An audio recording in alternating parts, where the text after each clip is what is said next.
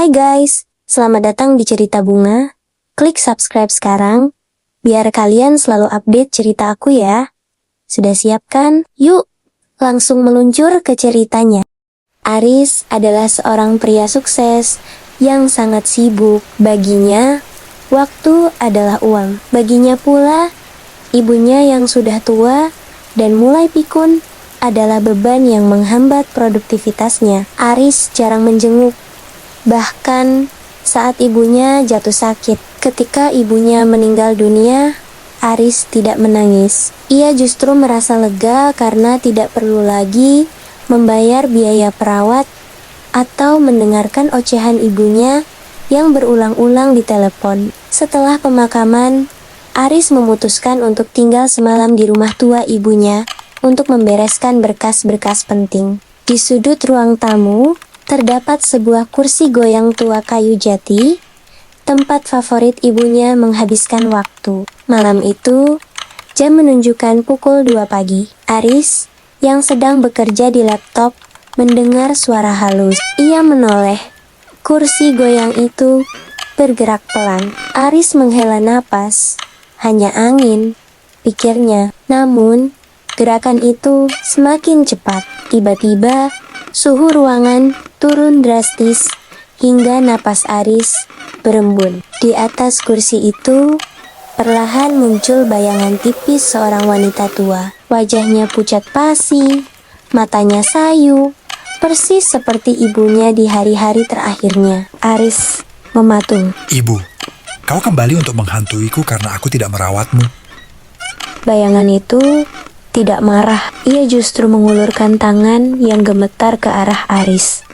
Mulutnya bergerak tanpa suara, seperti mencoba mengatakan sesuatu yang sangat penting. Karena penasaran dan takut, Aris mendekat. Saat wajah Aris hanya berjarak beberapa sentimeter dari wajah pucat itu, sang ibu membisikkan sesuatu yang membuat jantung Aris seolah berhenti berdetak. Aris, tutup pintu kamar belakang. Jangan biarkan ia keluar. Aris tersentak. Selama bertahun-tahun, ibunya selalu melarang Aris masuk ke kamar belakang yang terkunci rapat. Ibunya bilang itu gudang, tapi Aris selalu mendengar suara garukan dari dalam sana. Aris selalu mengira itu hanya tikus atau ilusi ibunya yang pikun. Aris berjalan ke belakang.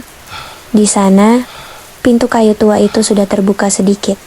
Gemboknya seperti sudah rusak. Di dinding kamar, ada ribuan coretan tangan ibunya menggunakan arang. Tuhan, biarkan aku hidup sedikit lebih lama, agar aku bisa terus menahan pintu ini untuk putraku. Aris menyadari sebuah kebenaran yang mengerikan. Selama ini, ibunya bukan beban. Ibunya tidak sedang beristirahat di kursi goyang itu. Dia sedang melakukan ritual perlindungan setiap malam, agar sesuatu yang gelap di kamar itu tidak memangsa Aris. Kini, karena ibunya sudah tiada, dan Aris mengabaikan kehadirannya, pelindung itu hilang. Dari kegelapan kamar belakang, sepasang tangan hitam panjang dengan kuku tajam muncul, mencengkeram pintu, dan suara tawa parau terdengar.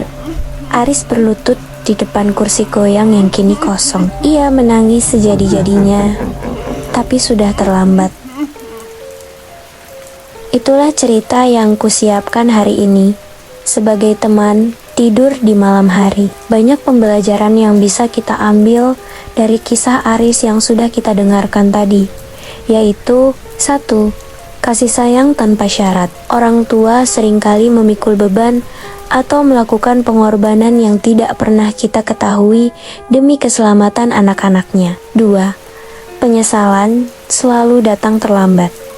Jangan menunggu seseorang tiada untuk menyadari betapa berharganya mereka. Apa yang kita anggap sebagai beban, seringkali adalah berkat yang menjaga hidup kita tetap seimbang. 3. Karma kepedulian. Bagaimana kita menjaga orang lain akan menentukan bagaimana kita dijaga oleh semesta. Menurutmu, Bagaimana nasib Aris selanjutnya? Apakah ia masih bisa selamat?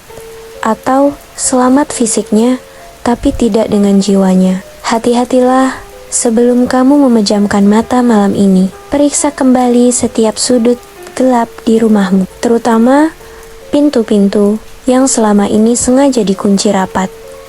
Ingatlah kisah Aris. Terkadang alasan kita masih bisa tidur dengan nyenyak bukan karena rumah kita aman, melainkan karena ada doa dan pengorbanan seseorang yang menjadi tameng di ambang pintu kegelapan. Jangan sampai penyesalanmu menjadi undangan bagi ia untuk masuk, karena saat pelindungmu tiada, dan kamu hanya terduduk menangis sambil memeluk kenangan. Bayangan itu sudah berdiri tepat di belakangmu. Sayangi mereka yang menjagamu, sebelum kamu harus menjaga pintu itu sendirian. Selamat malam jika kamu benar-benar sendirian di sana.